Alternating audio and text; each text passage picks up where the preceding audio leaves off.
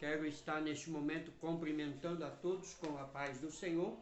Quem vos fala aqui é o pastor Paulo Delanhese, São Paulo, Jundiaí.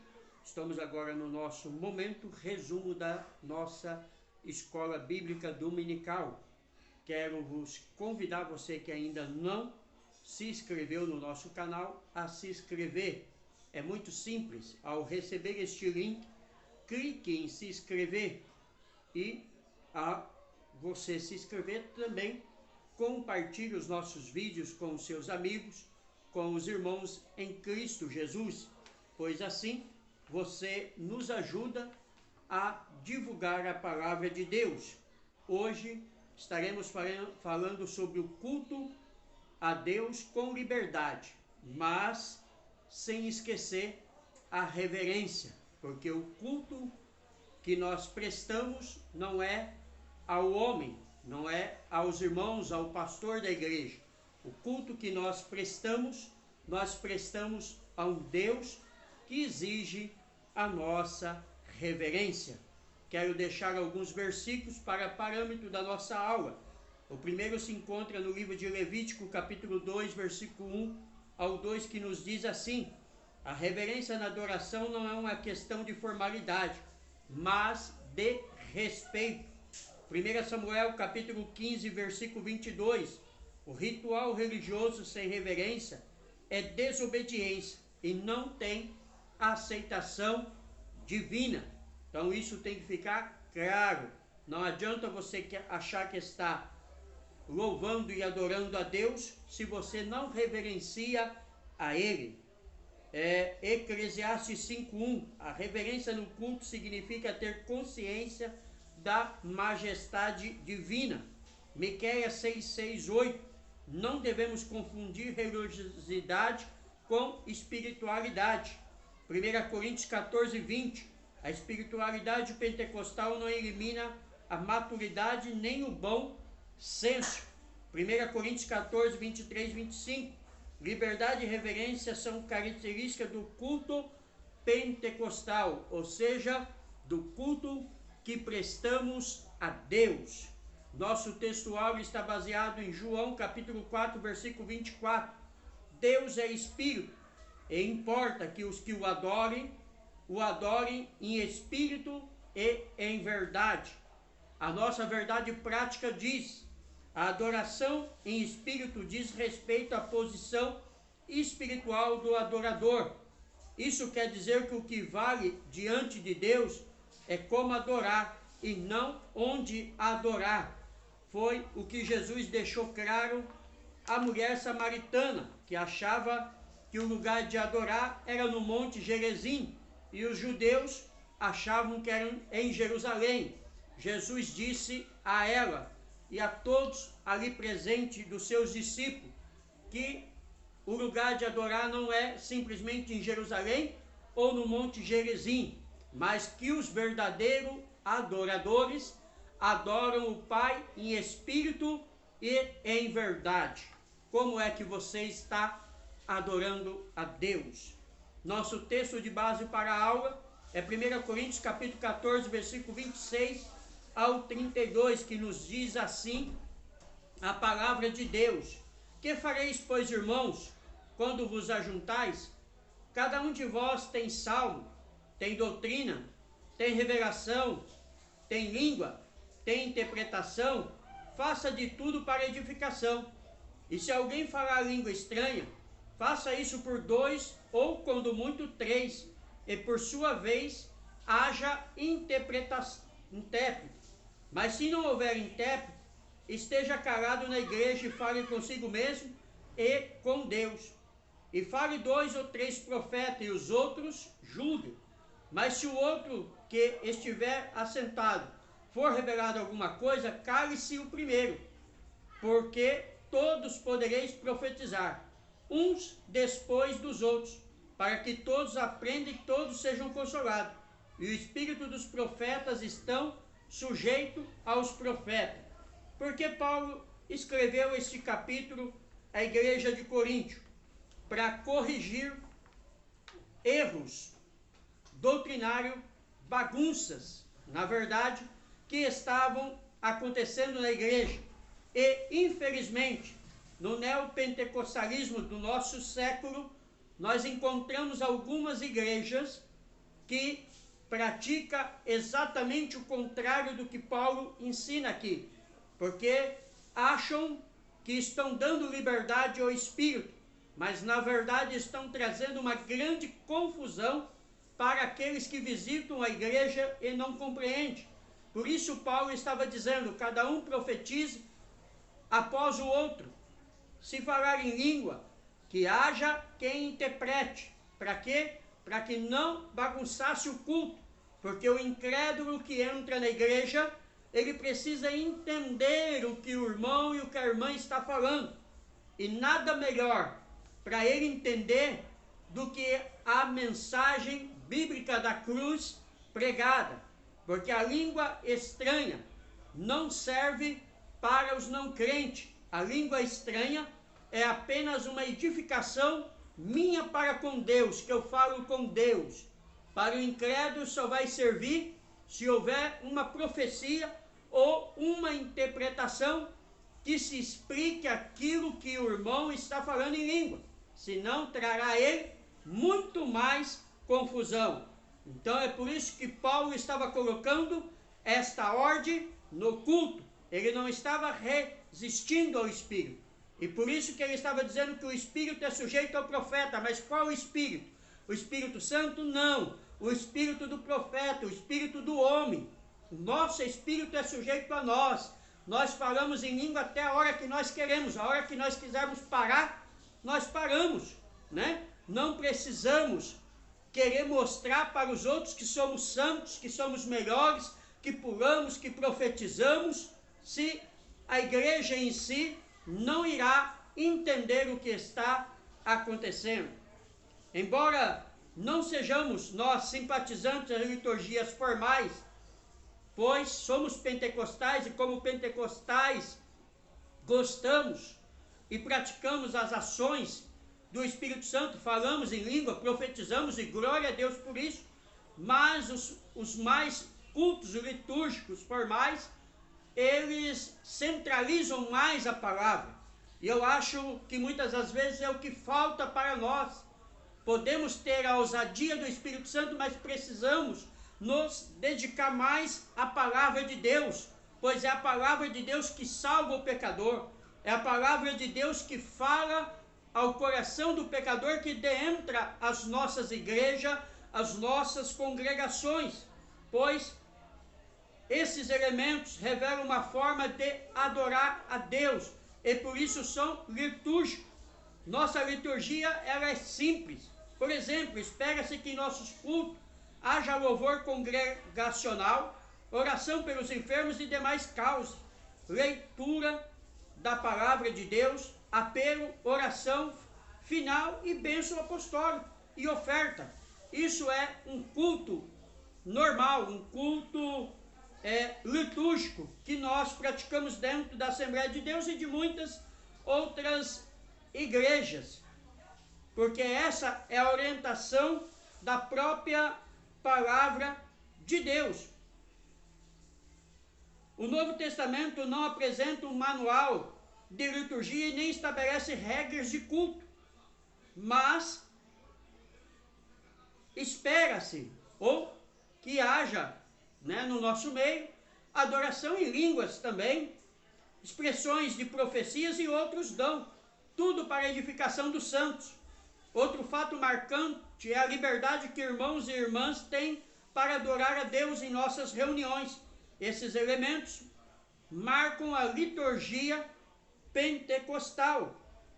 Uma comunidade cristã do período apostólico que pode dar indicações sobre como devemos organizar o culto é a igreja de Corinto, descrita no capítulo 14 de 1 Coríntios.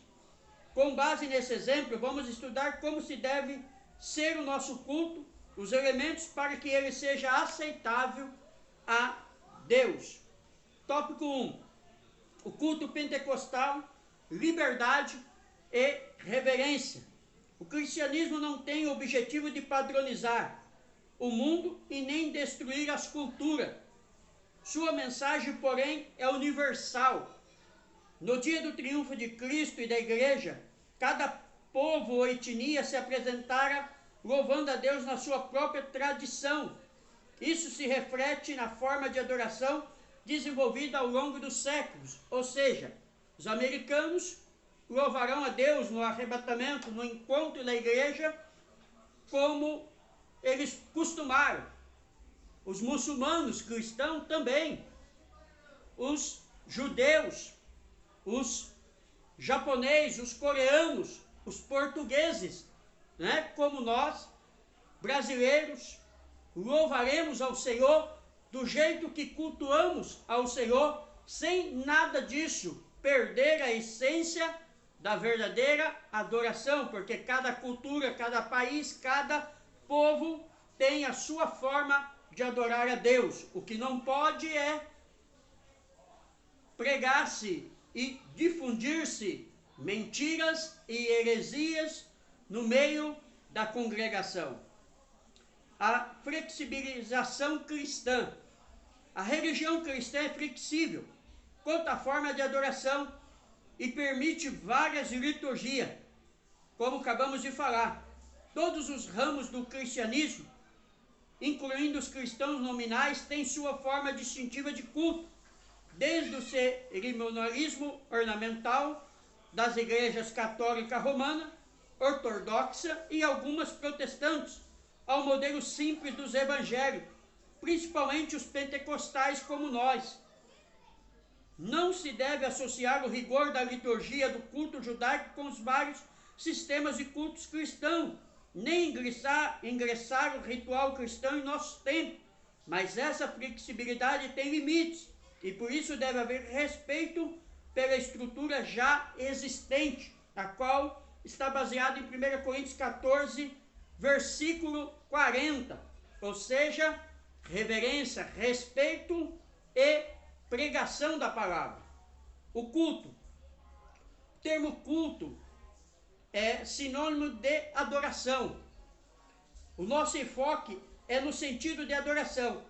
Essa palavra é uma tradução do grego latreia, serviço. Adoração do verbo latreu, servir, prestar culto, adorar. Mateus 4:10. A Septuaginta emprega latreia para traduzir o hebraico ovodá, serviço, culto. Êxodo 25, 25, 26, 13, 5. Essa palavra aparece com esse sentido 3 vezes no Novo Testamento. Exemplo de Romanos 9:4, Romanos 12:1 e Hebreus 9:1. O que queremos dizer com a expressão culto pentecostal? É a nossa liturgia, isto é, a forma como adoramos a Deus. A reverência no culto.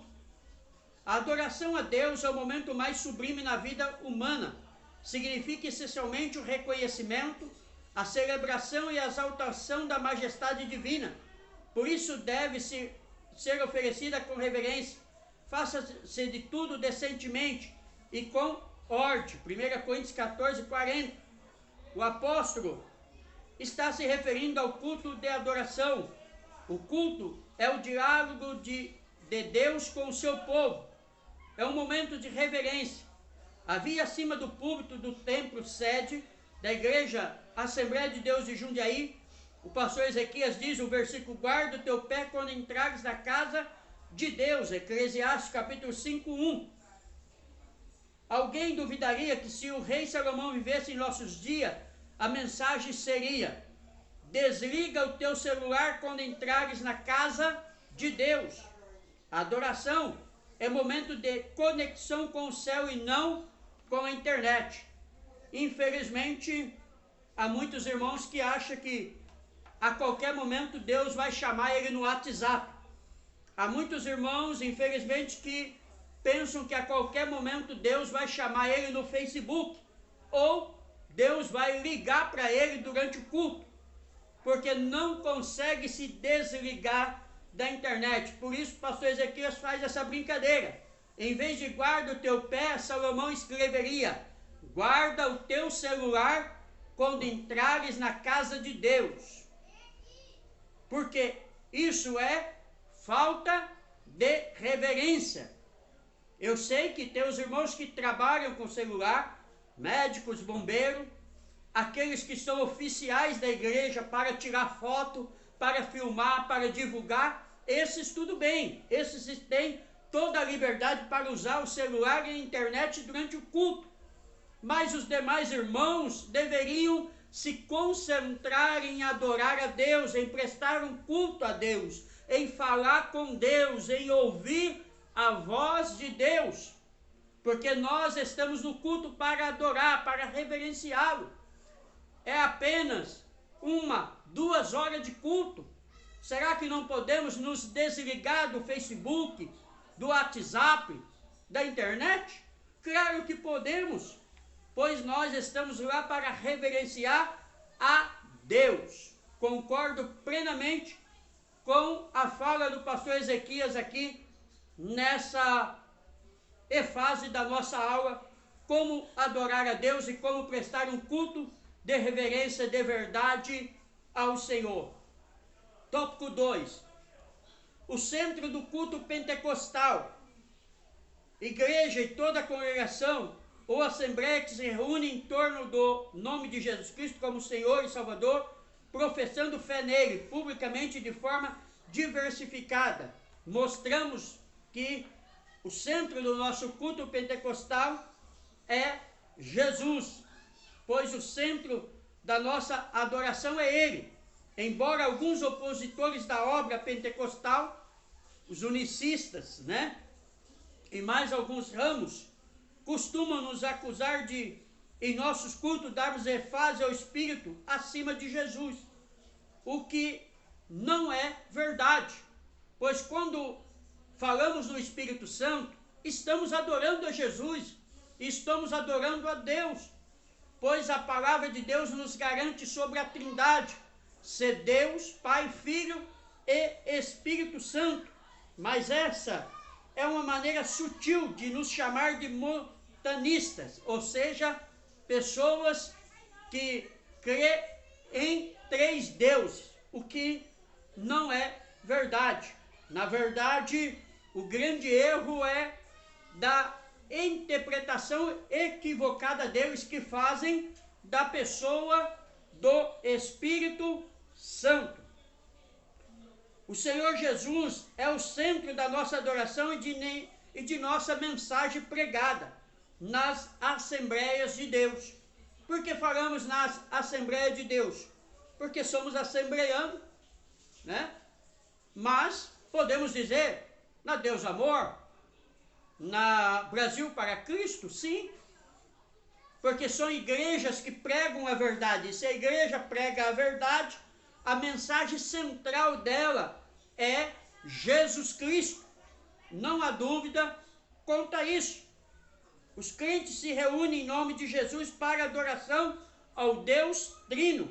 A declaração de fé das Assembleias de Deus diz que reunimos-nos como corpo de Cristo para adoração pública ao Deus Trino. Esse é o padrão ensinado nas Escrituras, porque nós é o que somos a circuncisão, e nós que adoramos a Deus no Espírito, e nos gloriamos em Cristo Jesus, e não confiamos na carne. Filipenses capítulo 3, versículo 3, a Nova Almeida atualizada, assim nos fala. Um culto vibrante no poder do Espírito. O assunto de 1 Coríntios 14 é a adoração. A expressão paulina, quando vos ajuntais, versículo 26, se refere aos cultos.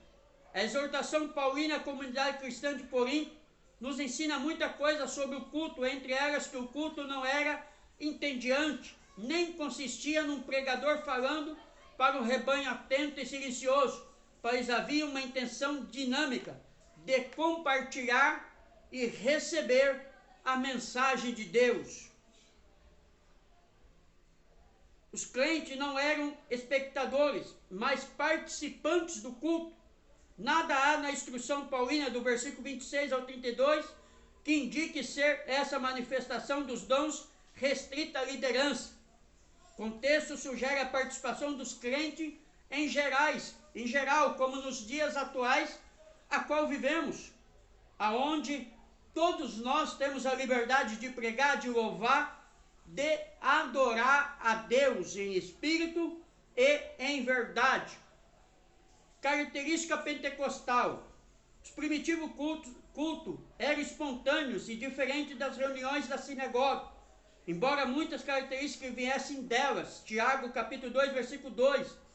A liturgia dos cultos constava de oração e cântico, 1 Coríntios 14, 15. Louvor, parte da adoração a Deus desde os tempos antes do século até a consumação do século. Jó 38, 7, Apocalipse 7, 9. A leitura e exposição das escrituras sagradas aparece como elementos do culto cristão em outras fontes paulíneas. Persiste em ler, exortar e ensinar. 1 Timóteo 4, 13. Essa instrução é uma reverência à leitura pública. As ofertas são partes da adoração bíblica desde os tempos do Antigo Testamento. Deuteronômio 26, 10, 1 Coríntios 16, 2, 2 Coríntios 9, 7. O objetivo dela é levar avante a obra de Deus enquanto a igreja estiver na terra. Deus não precisa de dinheiro, como diz alguns, e não precisa mesmo, mas a igreja precisa, pois pagamos aluguel, pagamos água, luz, imposto, e precisamos manter o pastor quando necessário para cuidar da obra. Precisamos cuidar das pessoas que necessitam de uma ajuda extra. Precisamos cuidar da obra missionária. E como fazemos isso? Com a oferta, com o dízimo. Os mesmos que reclamam que os pastores comem o dízimo, gastam seu dinheiro nos bares, com cerveja, cachaça, cigarro, droga, prostituição. E não reclama, porque querem cuidar da nossa vida, que sustentamos a obra de Deus, que é um mandamento da palavra de Deus. Subsídio doutrinário. Adoração individual. Nós adoramos a Deus como crentes individualmente e em todo o tempo. A hora vem e agora é que os verdadeiros adoradores adorarão o Pai em espírito e em verdade, porque o Pai procura a tais que assim o adorem. João 14, 23. Foi o que Jesus disse àquela mulher samaritana, como falamos atrás. Aonde adora? Monte Gerizim, Jerusalém? Não. Os verdadeiros adoradores adoram o Pai em qualquer lugar, no ônibus, no trabalho, na faculdade, na rua, na igreja, na casa. Aonde ele estiver, o verdadeiro adorador presta um culto a Deus. Ensinamos que a verdadeira adoração é aquela que nasce no coração e é expressa com obediência à vontade de Deus, sendo percebida pelo testemunho individual que glorifica o Senhor da igreja. Negamos que a adoração e a espiritualidade de alguém possa ser medida, percebidas ou avaliada exclusivamente pelo exercício dos dons espirituais, pois não é pelos dons espirituais que se mede a espiritualidade de alguém. Ensinamos que a adoração é uma atividade espiritual e precisa ser efetuada pelo poder e fruto do Espírito Santo na formação do caráter cristão na vida do adorador. Na adoração individual, buscamos a santificação pessoal, servindo a Deus de modo agradável, com reverência e santo temor, pois a adoração é só para quem teme a Deus, para quem sabe o Deus que está servindo, o Deus que ele reverencia. Tópico 3. Como se expressa a liturgia de nossas igrejas? As reuniões de adoração em nossas igrejas são diversificadas. Temos culto público, chamados por muitos como culto da família, de oração, de ensino ou doutrina, escola bíblica dominical, círculo de oração, além de atividade com crianças, adolescentes e jovens. Então estamos tratando sobre a liturgia dos nossos cultos, como ele se dá, como ele se forma, como ele se realiza nesta aula de hoje. Nossas reuniões de adoração. A nossa liturgia é simples e permite que quaisquer irmãos e irmãs adorem a Deus com liberdade. A nenhum deles é negado o público. Todos têm a oportunidade de falar à igreja o que Jesus fez na sua vida. São os testemunhos sobre salvação, cura, libertação ou outras bênçãos recebidas. A maioria baseia a sua fé nos relatos bíblicos, e são os milagres registrados na Bíblia que inspiram e levam os irmãos a receberem a bênção de Deus. Marcos 16, 15 e 20. Foi dessa maneira que crescemos e nos tornamos a maior denominação evangélica do país. O Deus que nos trouxe até aqui, Ele mesmo nos conduzirá pelo seu Espírito até a vinda de Jesus. Essa adoração a Deus é um espírito em verdade que prestamos a Ele. João 14, 24, né? Pastor Ezequias, na sua fala, está dizendo aqui da igreja Assembleia de Deus que surgiu em Belém do Pará, como uma pequena igreja que hoje tomou o mundo. Todos os países têm a nossa igreja, tem um missionário lá pregando e ensinando essas verdades do culto e a adoração a Deus. Culto pentecostal. Nossas reuniões coletivas de adoração apresentam as mesmas características dos cultos em Corinto. As manifestações no culto que o apóstolo menciona em 1 Coríntios 14 são reais entre nós. Quando vos ajuntais, cada um de vós tem salmo, tem doutrina, tem revelação, tem língua, tem interpretação. Versículo 26, nossos irmãos e irmãs entendem essa liturgia com facilidade. São expressões espontâneas no Espírito Santo. Veja que o versículo 27 e 32, o apóstolo está tratando do culto pentecostal e se refere aos dons de línguas, interpretações e profecias do culto. É muito comum o visitante sentir a presença de Deus em nossos cultos. 1 Coríntios 14, 26, 25. Subsídio doutrinário. Reunimos-nos como corpo de Cristo para adoração pública a Deus Trino. Jesus prometeu, onde estiver 2 ou 3 reunidos em meu nome, ali estou eu no meio deles. Mateus 18, 20. A adoração pública é a atividade de glorificar a Deus em coletividade e serve também para a comunhão, despertamento, exortação e edificação da igreja. Essa adoração pública é realizada com ordem e decência, para que os descrentes reconheçam a presença de Deus no culto e para que somente Deus seja adorado no culto da igreja. Nenhuma prerrogativa é dada aos anjos e aos seres humanos, pois Deus não divide sua glória com ninguém, e a minha glória não darei a outro. Isaías 48, 11. Portanto, confessamos que na adoração pública, a oração, os cânticos, o ofertário, a pregação e o exercício dos dons espirituais na igreja serve para que em tudo Deus seja glorificado por meio de Jesus Cristo, a quem pertence a glória e o poder para todos sempre. Amém. 1 Pedro, capítulo 4, versículo 11. Entendemos que a adoração pública é um encontro com Deus para um diálogo. Nós conversamos com Ele por meio de nossas orações, cânticos e ofertas. E Deus fala conosco por meio de sua palavra, pregação e ensino, e das manifestações espirituais que há no meio da igreja. Deus, Ele comunica com o seu povo. Deus nos orienta pela sua palavra. Conclusão.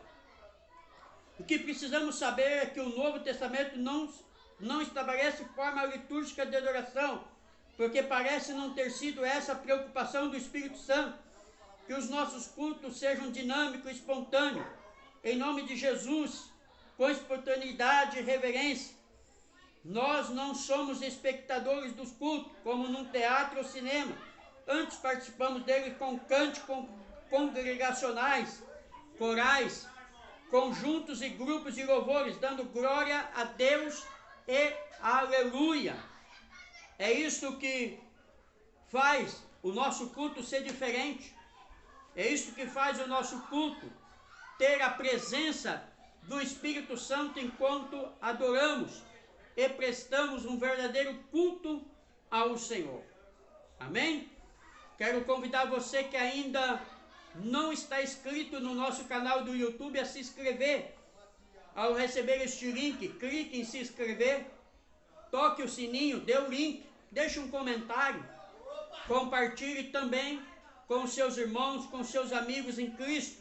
Tenho certeza que Deus tem uma palavra ao seu coração, através do nosso canal do YouTube, através das nossas escolas bíblicas, através das mensagens, louvores aqui pregado no nosso canal, pois o objetivo do nosso canal é divulgar a palavra de Deus, é falar a palavra de Deus, é anunciar a Cristo, a salvação para este mundo. Amém?